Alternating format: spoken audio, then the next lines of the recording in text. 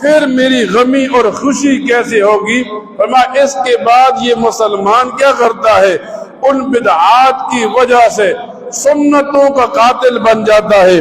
فرمایا اس وجہ سے نبی کریم صلی اللہ علیہ وسلم کی احادیث پڑھنے کے بعد یوں علماء لکھتے ہیں، فرمایا جس آدمی نے آخرت کے لیے عمل کیا دنیا اس کے لیے کافی ہو جاتی ہے۔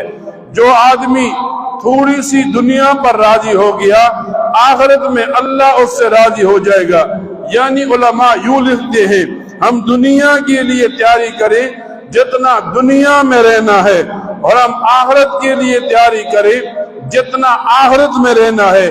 اب علماء لکھتے ہیں جب ہم آخرت کی تیاری میں لگ جائیں گے تو دنیا کے اندر رہنے کے باوجود ہماری آخرت کے لیے اللہ کافی ہوتا جائے گا۔ اور دوسرا یہ کہ جس آدمی نے چھپ کر اللہ کے ساتھ نیکی کا معاملہ کیا اللہ اس کی نیکی کو ظاہر کر دیں گے۔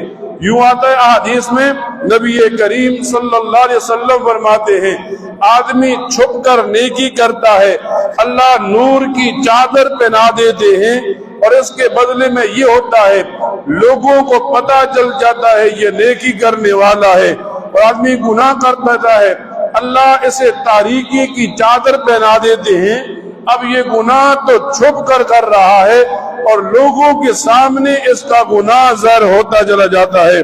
پھر فرماتے ہیں جو بندہ اپنا اور اللہ کے درمیان تعلق کی اصلاح کرتا ہے، اپنے اور اللہ کے درمیان تعلق کو ٹھیک کرتا ہے، اللہ تعالیٰ اس بندے کی اور لوگوں کے درمیان تعلق اور محبتوں کو ٹھیک کر دیتا ہے۔ یہ باتیں جب ہم سنتے ہیں یہ باتیں اس لیے کی جاتی ہے، اس لیے سنی جاتی ہے کہ ہم ان پر عمل کریں۔ جب بندہ شریعت کے احکامات پر عمل کرتا ہے یہ آدمی دنیا میں بھی کامیابوں میں گنا جاتا ہے اور آخرت کے اندر بھی یہ آدمی کامیاب لوگوں میں گنا جائے گا۔ اللہ تعالیٰ سے دعا کیا کرے اللہ تعالیٰ ان باتوں کو سننے کے بعد ان پر عمل کرنے کی توفیق عطا فرمائے۔ وآخر دعوانا الحمدللہ رب العالمین۔